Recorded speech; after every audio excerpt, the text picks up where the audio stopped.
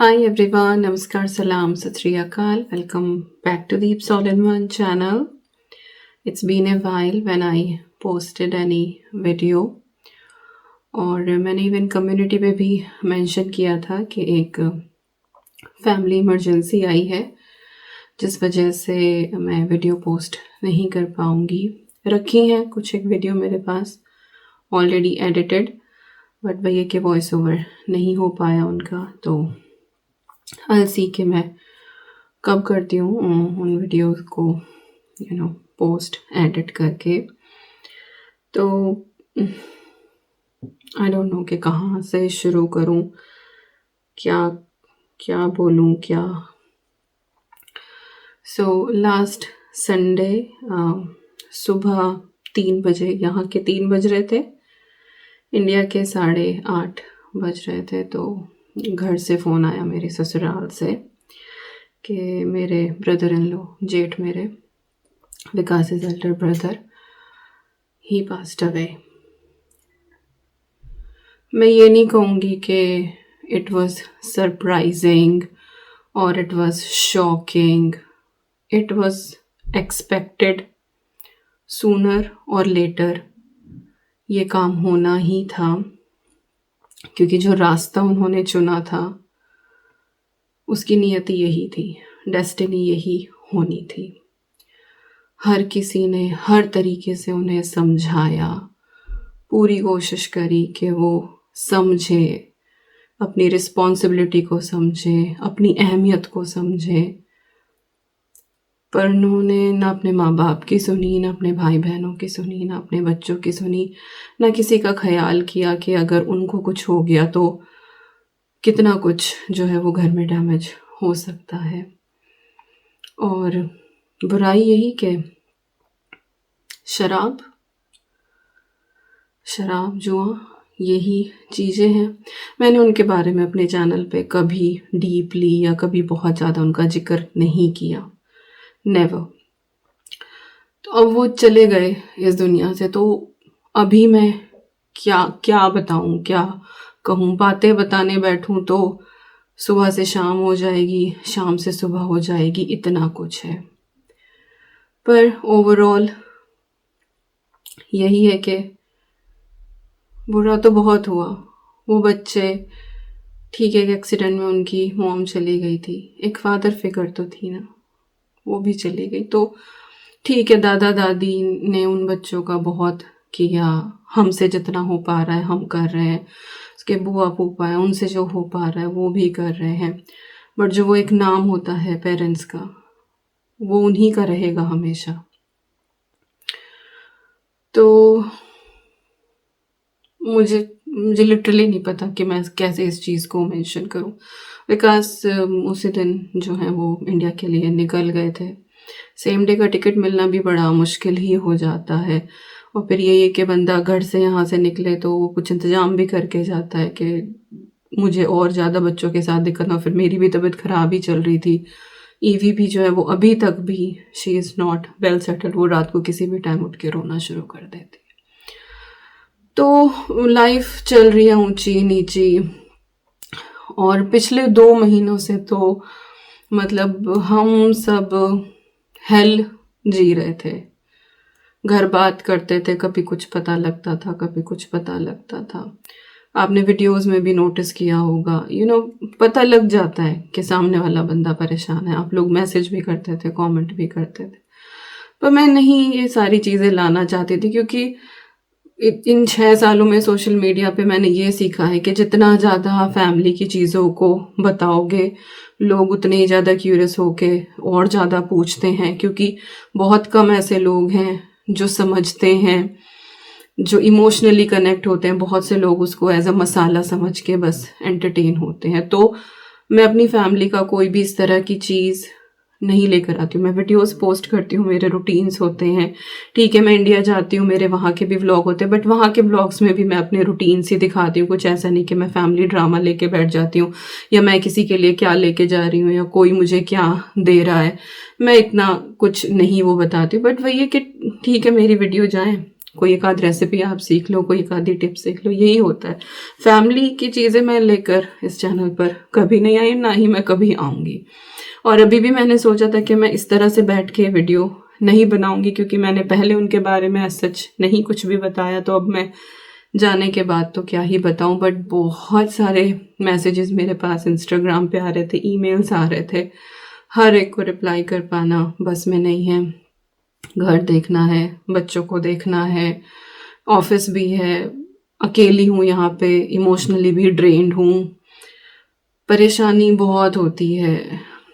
एक माँ का बेटा चला गया, बच्चों का बाप चला गया, बहन का भाई चला गया, भाई का भाई चला गया, एक एक बड़ा सा जो घर है वो खाली रह गया। जब मैं ब्याह के उस घर में गई थी, कितने लोग थे, आज गिनती के लोग रह गए हैं।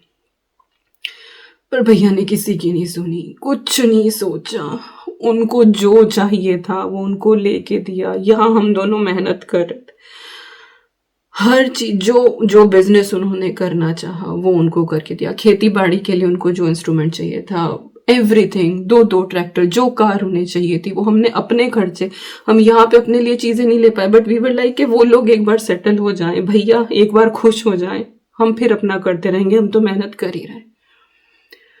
पर उन्होंने सब कुछ छोड़ के जो है वो शराब को चुना।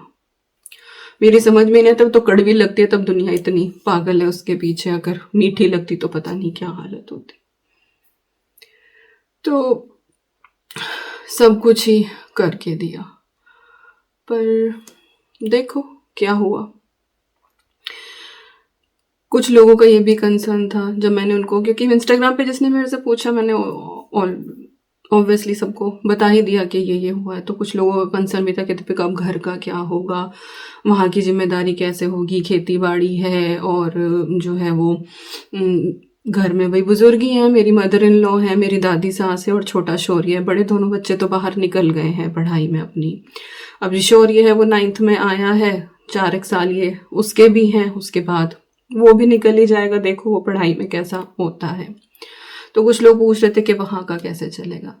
तो भाई रही बात रिस्पॉन्सिबिलिटी की, तो वो तो पहले भी विकास ही निभा रहे थे और आगे भी वही करते रहेंगे। उसमें भले ही पेरेंट्स का कुछ भी खर्चा, उनका मेडिकल हो, उनकी ग्रोसरी हो, उनके बिल्स हों, वो सब कुछ विकास, ही इज़ हैंडलिंग एवरीथिंग। बच्चों की फीस हो, जैसे ये शगुन और आर्य दोनों बाहर पढ़ रहे हैं, इनका हॉस्टल, इनका जो भी कुछ खर्चा, मतलब everything Vikas was doing before. तो वो चीज़ें तो एज इट इज़ चलती ही रहेंगी। बस ये था कि घर में एक मेल फिगर थी, वो वहाँ बैठे थे, वो चली गई। और जिस टाइम मेरे फादर इन लॉ की डेथ हुई, सबसे ज़्यादा डर हमें इसी चीज़ का था, क्योंकि पापा के सामने फिर भी कुछ चीज़ें लिमिट में थी, पापा के बाद तो सब कुछ अनलिमिटेड हो गया था। वो कहते हैं ना कि बड़े की थोड़ी बहुत शर्म तो होती है, उसके बाद कोई शर्म नहीं रही थी। तो फाइनेंशियली तो सब कुछ हम यहाँ से कर ही रहे हैं, और भाई यहाँ से हम छोड़ छाड़ के जा नहीं सकते, क्योंकि ऑब्वियसली हम यहाँ पे ज़्यादा कमा रहे हैं, इंडिया जाके हमारी इतनी कमाई नहीं होगी। और जिस तरह का हमारा फैमिली है, जिस तरह की रिस्पॉन्सिबिलिटी हमारे ऊपर, हम यहाँ से छोड़ छाड़ के तो जा नहीं सकते। But we are blessed with few relatives जो आगे आके हेल्प कर देते हैं। जो चीज़ें ऑनलाइन पेमेंट करनी होती हैं वो हम ऑलरेडी यहाँ से ऑनलाइन ही कर देते हैं। बाकी जैसे शगुन की फ़ीस जमा करनी है, वो ऑनलाइन नहीं हो रही थी, तो हम अमृता दीदी मेरी नंद, हम उनको पैसे भेज देते हैं, वो जाके फ़ीस जमा कराती हैं। शगुन का लैपटॉप चाहिए था, तो वो हमने दीदी को बोल दिया था, उन्होंने खरीदवा दिया था, हमने पैसे दे दिए थे उनको। सेम जब आर्य का एडमिशन हुआ, वो दूर है, तो जो मेरे देवर हैं, मेरी बुआ सास के बेटे, विकास की बुआ के बेटे, तो वो लेकर गए थे, तो हमने उनको पैसे भेज दिए थे। तो वी आर ब्लेस्ड कि एटलीस्ट वो कुछ लोग हैं वहाँ पे कि अगर हम उनको बोलते हैं वो कर दें। कुछ एक बिल्स ऐसे हैं, QR कोड वगैरह आ जाता है, तो विकास शक्ति को, मेरे भतीजे को पैसे भेज देते हैं, तो वो पे कर देता है। तो चीज़ें इस तरह से हैंडल हो रही हैं, तो वो तो एज इट इज़ चलती ही रहेंगी।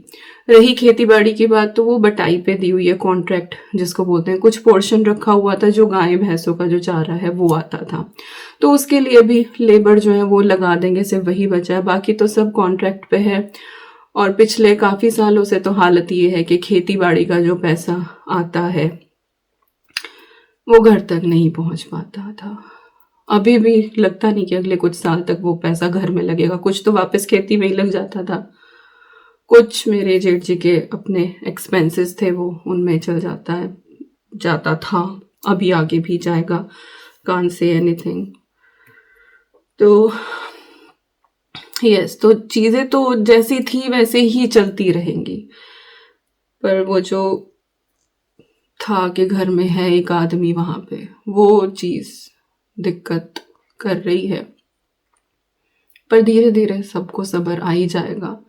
वही है कि पता तो था ही कि ये होना ही है, करें क्या, सबने रोका, मम्मी ने कितना समझाया, अमृता दीदी भी बीच में कई बार जाती थी, समझाती थी जब कुछ ज़्यादा हो जाता था। विकास यहाँ पे फ़ोन पे लगे रहते थे।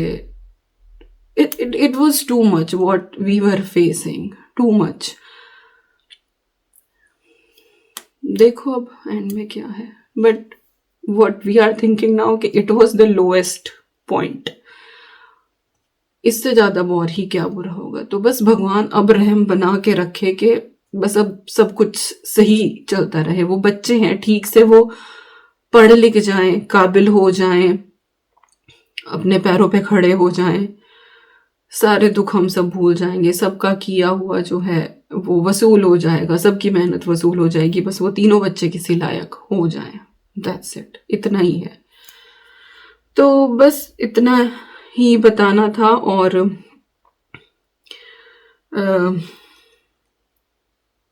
क्या बोलूं, बस इसके बाद और कुछ मैं इस बारे में जिक्र नहीं करूंगी। आप अगर कोई क्यूरियस हो के कुछ और पूछे, कुछ भी करे, तो I don't think so I will be able to reply on that one. पहले ही बोल रही हूँ, इसमें आप भले ये सोचो दीपिका रूड हो रही है, कुछ भी हो रही है, but I have certain limitation as a wife, as a bahu, as अ चाची, एज अ भाभी। मेरे इन लॉज का परिवार है, ब्रीफली जितना मैं बता सकती थी एक दायरे में रह के वो मैंने बता दिया है। इससे ज़्यादा अगर कोई कुरेद के पूछेगा तो मैं नहीं बता पाऊंगी। बाकी दुआओं में याद रखना हमारे इस परिवार को कि बस जितने दुख देखने थे, 24 ने हमें बहुत कुछ दिखाया है, हमने बहुत कुछ झेला है, बस इससे ज़्यादा जो है वो अब हिम्मत नहीं है कुछ और झेलने की, देखने की, सहने की। तो बस ऐसा साल फिर कभी ज़िंदगी में वापस ना आए। तो बस वही दुआओं में याद रखिएगा, और आप लोग अपना ध्यान रखिएगा, और अपने पेरेंट्स को कभी कोई दुख मत पहुंचाइएगा। टाइमली उनसे बात करते रहो, कितने भी बिजी हो, उन्हें कोई अपशब्द ना कहो, क्योंकि उनको बहुत चोट लगती है जब अपनी ही औलाद कुछ उल्टा सीधा बोलती है, बहुत चोट लगती है।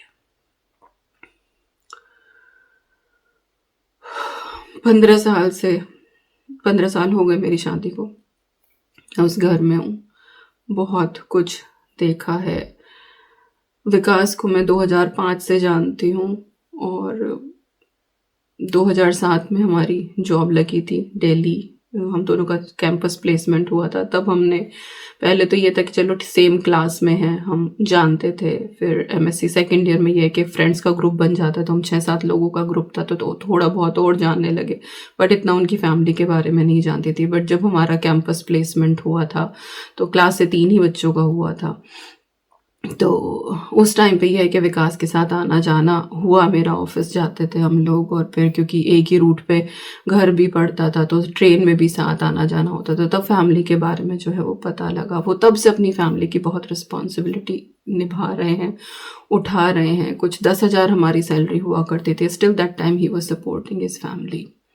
उसके 2 साल बाद कुछ इस तरह की हुआ, हमारी शादी हुई, we were happy about everything. तो 15 साल तो मैं यही कह दूं कि मैं उनके साथ हूँ। वो इंसान इतनी जिम्मेदारी निभा रहा है कि वो अपनी ही लाइफ जीना भूल गया।